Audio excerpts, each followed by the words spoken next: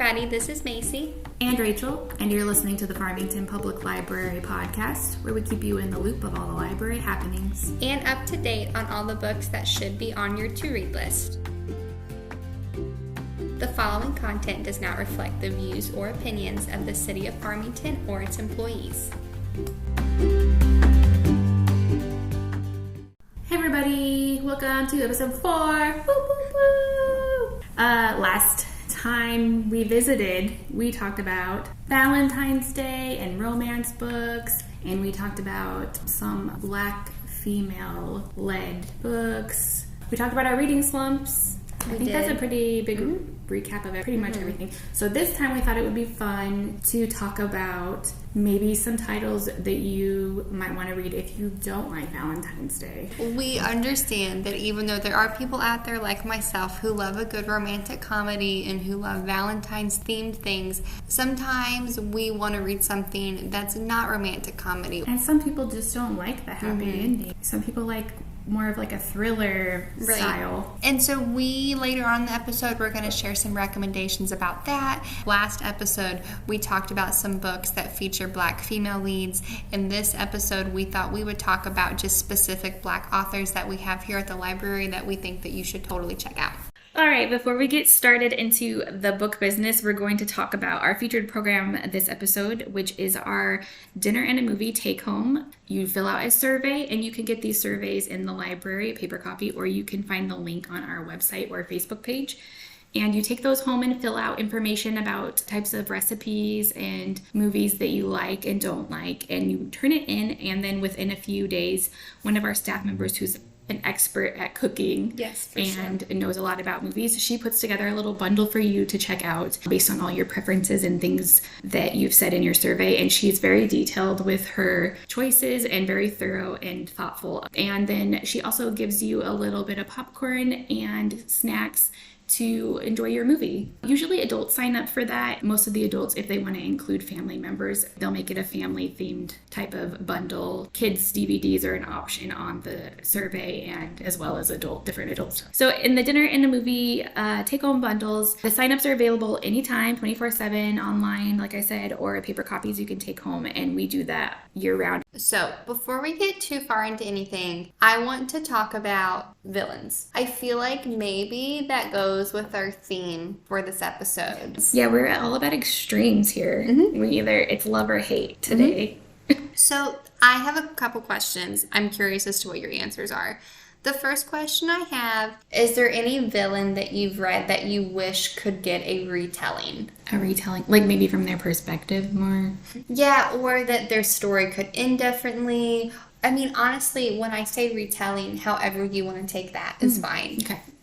So, not to be the most cliche person ever, but obviously Severus Snape is... It's hard to say villain, but you know where he's at if you've read any Harry Potter books. He has such a sad backstory, lonely, sad backstory that I think we definitely get flashes of that throughout the series. Just to get maybe one little tiny snippet of post Hogwarts for him would be kind of interesting to see just what he was doing in between. I feel like the backstory that we do learn about Severus Snape, and I think this is what you're saying, we get Hogwarts for him. Yeah. And then it jumps to who he is as an adult. Yeah, like you get these little snippets of him at Hogwarts as a student, and you kind of see his development of how he has become this person. But I think there's just a little bit missing in the middle that I would be interested to read. A lot of stuff about Snape's story and his redeeming qualities, or the justification for why he acted the way he acted at times, isn't revealed until right before he dies. Right, yeah. And so I think if someone refers to Snape as the villain, especially if they haven't finished the series, it totally checks out, because he is. Yeah, that's what I mean. I think from Harry's perspective, for most of the series, he is technically, points in the series, still a spoiler, that he suspects Snape of being more, than he's projecting to everyone. Yeah. So what do you think about that question? When I think of that question, honestly, the character that comes to mind is not from a well-known book at all. It is a book we have in the library, and it's a standalone, but it's a book called Girls Like Us. It's by Christina Alger, and it's about a girl who she works for the FBI, the Behavior Analysis Unit, and the villain of her life is her father. He's not technically the villain of the story. He's the villain of her story. Yeah. And he's dead for the whole book. Like, the book starts out with her going back home to the town she ran away from for his funeral. I wish that his story could be told in a different way with what you know when the book finishes. Yeah. Does that make sense? Yeah. Like, were you expecting that answer? I definitely didn't know what you were going to say. But maybe if he was alive in this other... Is that what we're talking about? Mm-hmm. Yeah, I think I wish that the main character had more closure when it came to her father. Yeah. If that makes sense. Yeah, no, that makes sense. I get that. Honestly, though, there's not a lot of villains that I want to have a retelling because I'm happy with a lot of the way that villain stories end. Yeah, I would agree. I think that in a lot of ways, when I think of villains who I sort of like, at least, they do have, in general, a redemption already in the story, like kind of Snape in a way, or they're already maybe the villain for the main character, but they're not necessarily a villain in the general sense of the overall story arc, or they're a morally gray maybe, and you don't know necessarily. I feel like most of the books that I've read with a morally gray villain are probably some of the best ones, because there's a lot more interesting things that happen when the character thinks there's somebody who's a villain and maybe they're not, or maybe they have villain tendencies, but there's a real lot of reasons behind what they're doing, and you kind of find those things out over time, and I really like that in the story. So with that in mind, and I feel like you did kind of answer my question a little bit. I did. My next question I wanted to ask was if you're a fan of stories where the villain has the opportunity and takes it to redeem itself. So I gather you are a fan of those kind of stories. Yeah, I think in general, there are definitely villains that I don't deserve the redemption necessarily, I think. So let me ask you this. Because I, too, am a fan of morally gray characters, okay? But in my mind and how I perceive things, I don't classify them as a villain. Like, to me, when I'm reading a story, morally gray characters are not necessarily the villain. I'm a fan of morally gray characters getting redeemed. I'm here for it.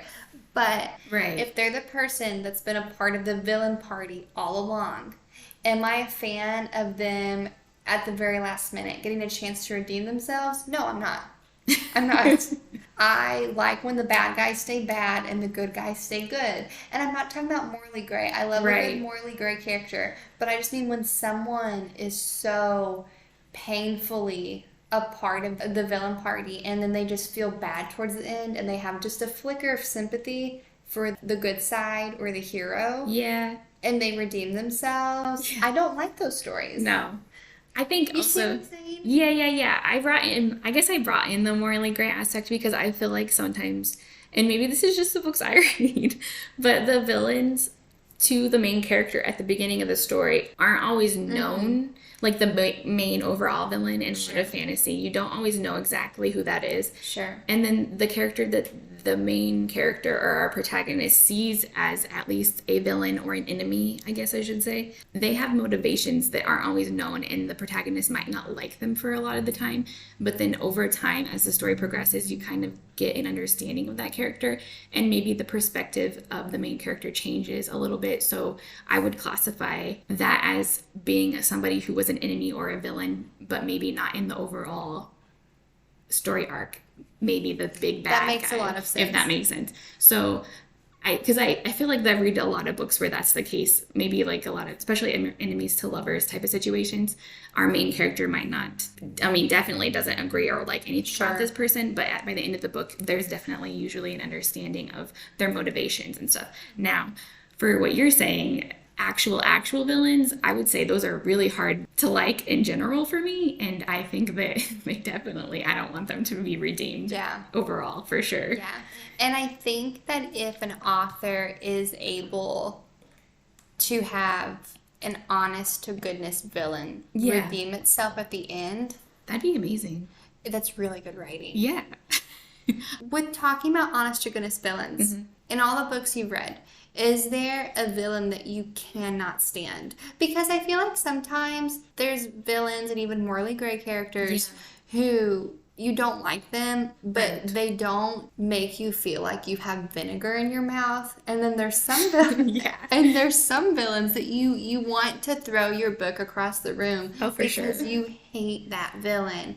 What's a villain that you think of? Okay, I literally haven't finished the series because of the villain.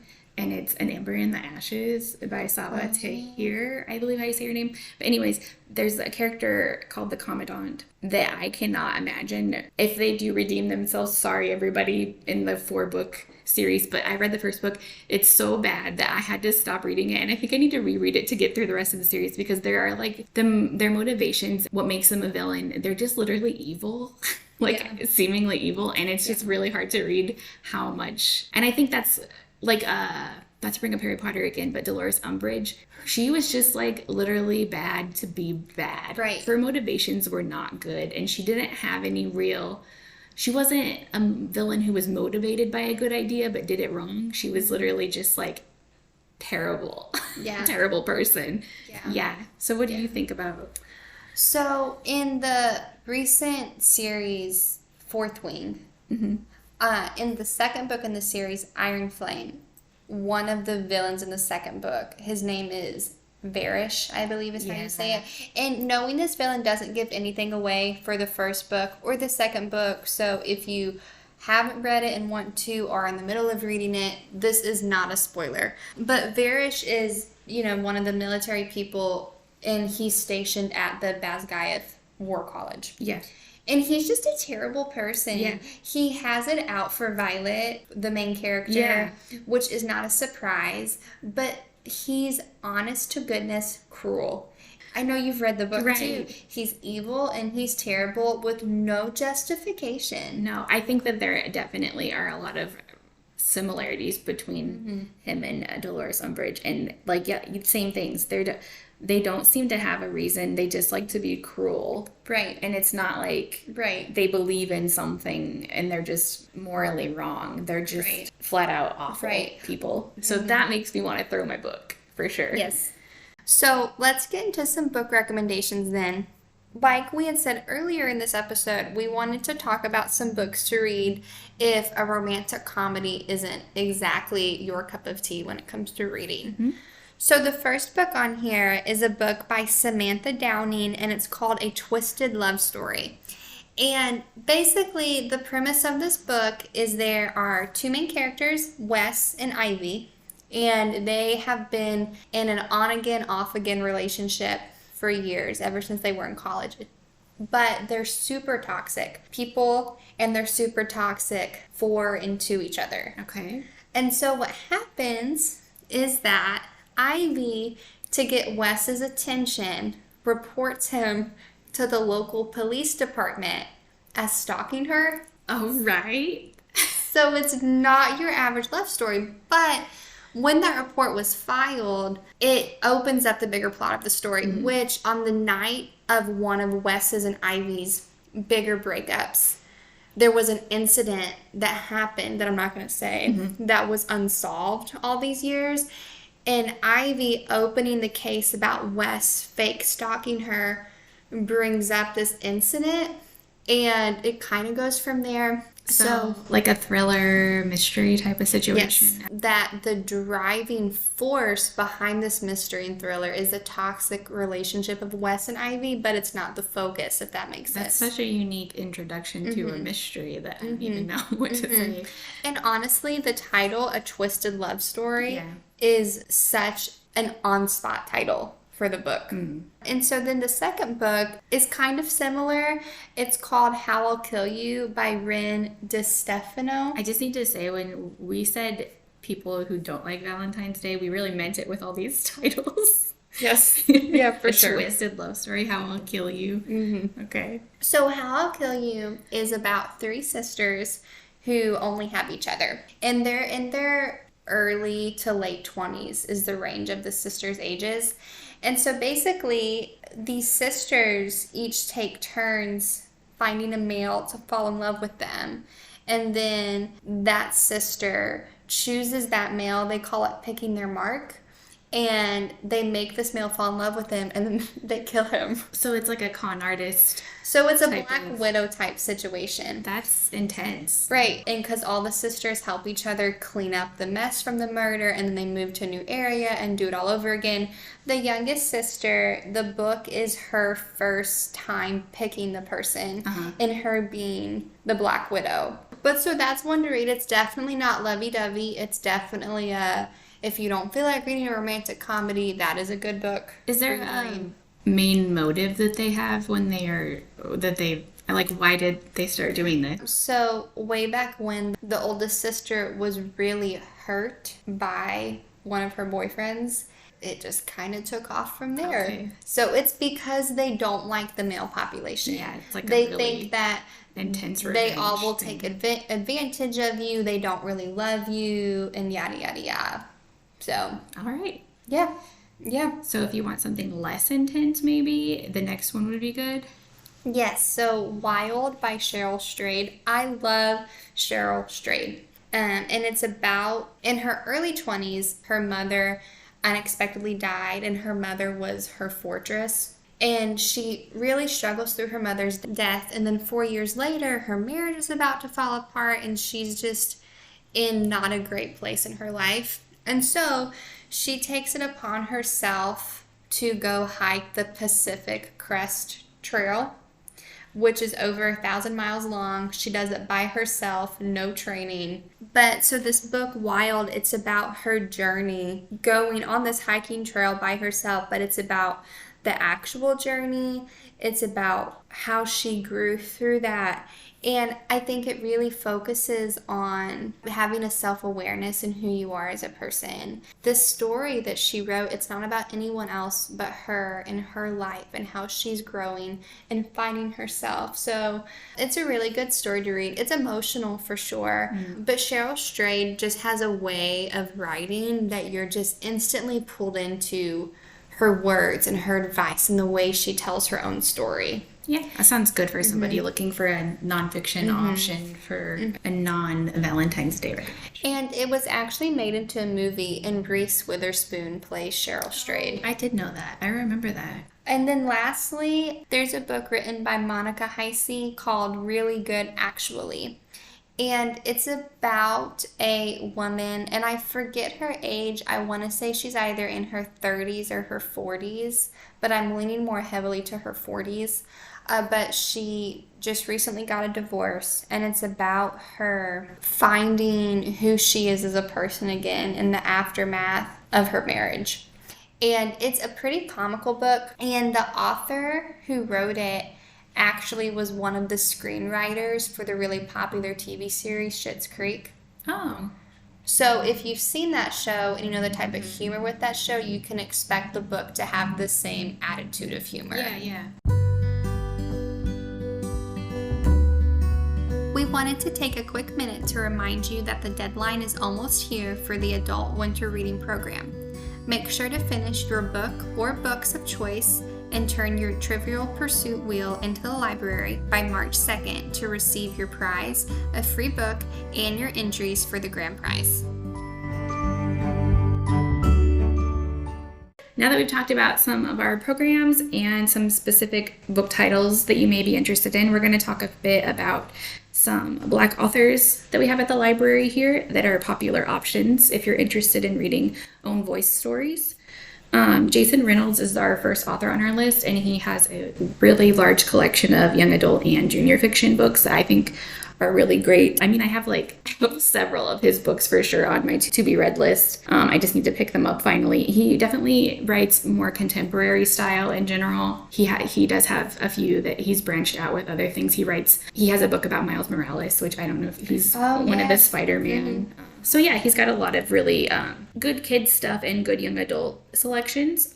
The next author we have is Nicola Yoon, and she writes pretty much exclusively YA, and they're typically contemporary romances. I have only read one, but it was very good and also very sad if you like a little bit of a cry while you read your romance. I have a lot of her books on my to-be read list, for sure. Yeah, I just checked out Instructions for Dancing, and I'm just nervous because I feel like that one could be sad too. I don't know yet. And then we have Tiffany Jackson, which I'm actually reading right now. And she writes YA also. She is more of a mystery thriller type suspense author. So I'm reading White Smoke by her currently. And White Smoke starts off with our main character who is recently... Her mother just got remarried, so she's in a blended family now, and they are moving across the country to a small town because her mother, she's an artist, and she gets like this special grant, and they give her a house and stuff, basically in this program. And this house is like in a pretty small town, but it's also weirdly like vacant on their side of the street, and kind of like all the houses are like that. It's a little bit ominous. And so she's dealing with moving to a new school as a junior in high school, and she's also definitely got some mental health issues. Weird stuff starts to happen with some of her family members and in the house and in the town, where she's noticing weird stuff, hearing sounds at night.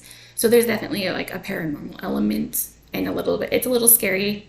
If you don't like maybe a horror suspense type of thing, I wouldn't recommend it. Or interested in kind of like the mystery paranormal stuff, that might be something that somebody would check out. And then we have N.K. Jemisin, who I have been meaning to pick up forever, and she writes adult fantasy, so we have a lot of that in our adult collection. I believe that there's a big series there that she has. Yeah, I've been meaning to pick up her books for a while, so she's one to check out if you're interested in a fantasy adult novel. And then Kylie Reed, which we all know Macy is a big fan of. I think we've talked about her before, and I think she just has 2 titles right now, but she's always on the bestseller list when she comes out with her new stuff. Yeah. And they both sound like very interesting, contemporary, maybe like coming of age / dealing with being adult, kind of the harder side of that. We talked about her one book, Such a Fun Age, last episode. Yes, that was one. And then it's actually going to be on our new bookshelf, her second book that she just came out with, I think it was in January of this year, called Come and Get It. I haven't read it yet.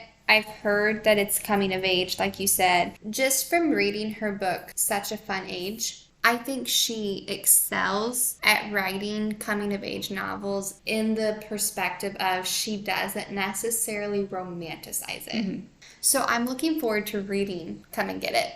Yeah, and like she said, that's on our books to be put out soon shelves, but it's not on our shelf yet. So look for that, or you could still look in online catalog because it is in there now, and reserve any of those. So I want to talk about different types of reading styles. Yeah. Do you find yourself gravitating more towards reading one book at a time, or do you always have a lot of different books going on? That's a very complicated answer for me, because I think I do have a hard limit of 5 at once, which is... Do you really? Yeah. That's when I get overwhelmed. But I do I'm a person who likes to jump around sometimes in the genre. And because we've talked about before, I'm a mood reader. So if I have 5 books going at the same time, or 3 or whatever, sometimes I'll be like, that evening I'll be like, do I want to read my fantasy book, or do I want to read my historical fiction, or like whatever I'm in the mood for, but I'm still reading them, actively for a couple weeks or so, depending on how into the story I am, because that varies too. If I'm like super into a plot or characters, I will read that book super quick and just finish that one off before I move around, if that makes sense. No, that makes total sense. If I am reading a lot of books at once, I don't want to read 5 fantasy books all at once, because that starts to confuse me when there's a lot of heavy world building. But I like to do different things. It just depends on my mood. Is there any genre that you won't mix? I won't mix? I don't think so. But like I said, if there's something that I've just been waiting for and want to read it really badly, and I'm like really into the plot, if I'm already reading something else, I'll kind of put them aside until I've finished that one, if I really want to get through. I think that for me, while I will have a lot of books on my desk of what I'm about to start reading, I normally will read one book at a time. Except for I normally will have one nonfiction going, and then I'll have one fiction book going. Or something. Interesting. Because normally my nonfiction, I never read as quickly as I read whatever fiction book I'm reading. And normally kind of how my reading time, if that's what you want to call it, will go is I'll read 1 chapter or 2 chapters of my nonfiction, and then I'll open up my fiction book and I'll read until I either finish the book or I feel like I'm at a stopping point. And I don't read nonfiction that way. But when I am reading a fiction book, I don't like having multiple fiction books going because it stresses me out. Because I like to focus solely on the one plot line. Interesting. I just like to have, like I said, mood reading is a little different. But yeah, no, I didn't know that you had a nonfiction and a fiction kind of going in simultaneously. But that makes sense to me too. Like, now, if I am not feeling a book when I start reading it, I will stop reading it and I'll put it away and I'll start another book, and I don't count it as if I'm reading that book still. Yeah. Because I'll eventually get back to it, but it's not an active tab in my mind, if that makes sense. Yeah. I think that there are times when I've done that too. Like if I get a chapter in, or just like I'm just not ready for whatever, too many characters or too much, but I am still interested in the title, I will set it aside too. I don't do well whenever it takes me a long time to read a fiction book because I like to know how it ends. I want to know what happens, how it's happening. So that's why I think I read through books so fast, is because I need to know how it ends, because the idea of not knowing how it ends, it just stresses me out. Do you think sometimes that causes you to have more like of a book hangover after you've done it, when you've gone through a book so fast that way?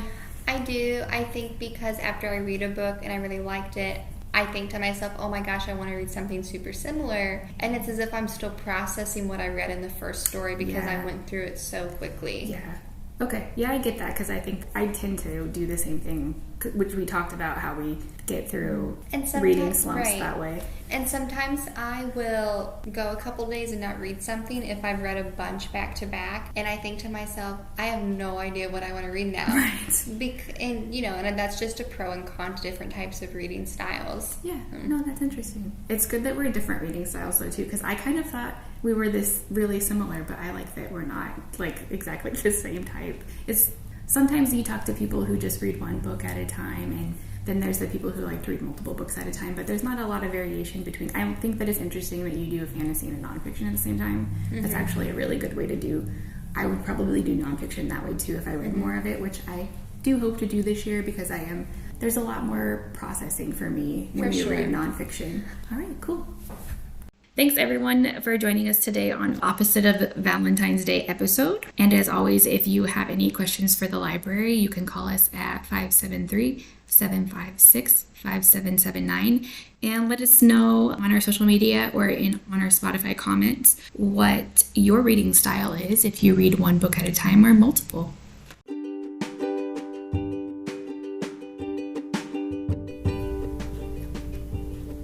If you're hearing this message, you listen to the whole episode. What we really should say is thank you for listening, but as much as we love having listeners, we would love it even more if we saw you at the library. For questions, call us at 573-756-5779.